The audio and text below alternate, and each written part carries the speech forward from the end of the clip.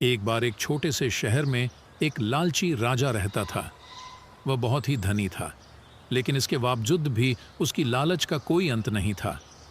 उसे सोना और कीमती वस्तुएं काफी प्रिय थीं, लेकिन एक बात जरूर थी कि वह अपनी बेटी को किसी भी चीज से ज्यादा प्यार करता था।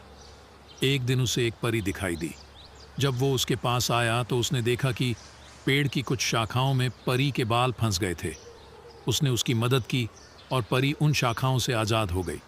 लेकिन जैसे जैसे उसका लालच हावी हुआ, उसने महसूस किया कि उसके इस मदद के बदले में एक इच्छा मांगकर उसकी मदद करके वो आसानी से अमीर बन सकता है। ये सुनकर परी ने उसे एक इच्छा की पूर्ति करने का मौका भी दिया। ऐसे में उस लालची आदमी ने कहा कि जो कुछ मैं छूऊं वह सब सोना हो जाए। बदले में ये इच्छा को भी उस परी ने पूरी कर दी थी। जब उसकी इच्छा पूर्ण हो गई, तब वो लालची आदमी अपनी पत्नी और बेटी को अपनी इच्छा के बारे में बताने के लिए घर भागा।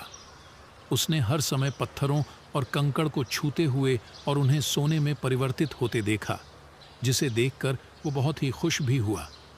घर पहुंचते ही उसकी बेटी उसका अभिवादन करने के लिए दौड़ी।